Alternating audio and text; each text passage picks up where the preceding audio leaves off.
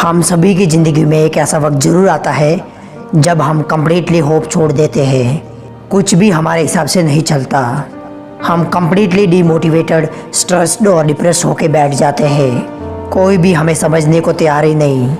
सभी लोग एकदम हमारे अगेंस्ट हो जाते हैं। ऐसे वक्त में मैक्सिमम लोग ज़िंदगी से होप छोड़ देते हैं। उन्हें लगने लगता है कि अब अच्छा वक्त नहीं आ सकता हमारी ज़िंदगी में। हमारी ज़िंदगी बस इसी प्रॉब्लम में चलती रहेगी। लेकिन आज जो मैं कहानी सुनाने वाला हूँ, वो कहानी सुन के आपके अंदर एक नई ऊर्जा आ जाएगी, एक पावर आ जाएगा, मोटिवेशन से भर जाओगे आप। आपको लगने लगेगा कि अभी तो ज़िंदगी शुरू हुई है हमारी। तो फिर चलो स्टोरी में। आप सभी ने पिकासो तो सुना ही होगा, पाब्लो पिकासो, जो कि एक बहुत ही फेमस एंड एक बड़ा रेनॉल्ड पेंटर है, जिसकी एक एग्जीबिशन लगी हुई थी एक बहुत ही बड़े शहर में। और पिकासो उस एग्जीबिशन में थोड़ा लेट पहुंचा और वहाँ उस एग्जीबिशन को देखने और पिकासो की पेंटिंग को देखने के लिए बहुत ही दूर दूर से लोग आए हुए थे। उन्हीं लोगों में से वहाँ एक लेडी खड़ी हुई थी जो पिकासो की पेंटिंग देख रही थी।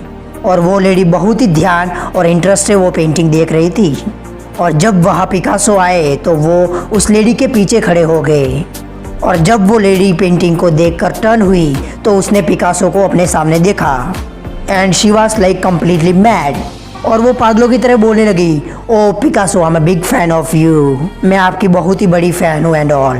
सेम लाइक जब एक फ़ैन अपने फेवरेट एक्टर को देखता है तो उसके फेस के ऊपर क्या रिएक्शन होता है, वो क्या बोलता है, सेम उस लेडी ने भी पिकासो को देख के किया। और पिकासो ने बोला, थैंक्स फॉर योर अप्रिशिएशन, इस अप्रिशिएशन के लिए बहुत ही शुक्रिया आपका। उसके बाद उस लेडी ने पिकासो को रिक्वेस्ट की। उसने अपने बैग में से एक पेन और पेपर लेके बोली कि Picasso, can you please draw my painting in this paper and please don't say no to me, I am a big fan of you.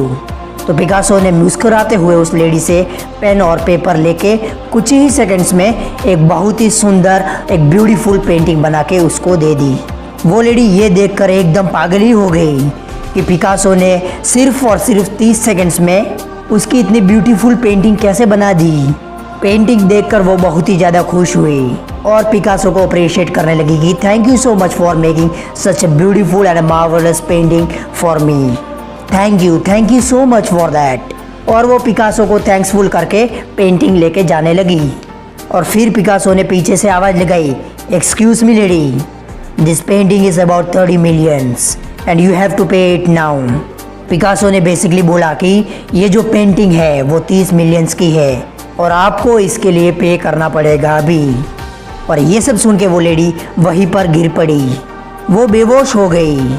तो उस लेडी को पानी दे के उठाया गया और जब वो उठी तो वो पिकासो के ऊपर चिल्लाने लगी गुस्से से कि तुम पागल तो नहीं हो गए हो, तुमने सिर्फ और सिर्फ 30 सेकेंड्स ली इस पेंटिंग को बनाने के लिए और इस पेंटिंग के लिए तुम मुझसे 30 मिलियंस देने के लिए बोल रहे हो, पागल तो नहीं हो गए हो तुम।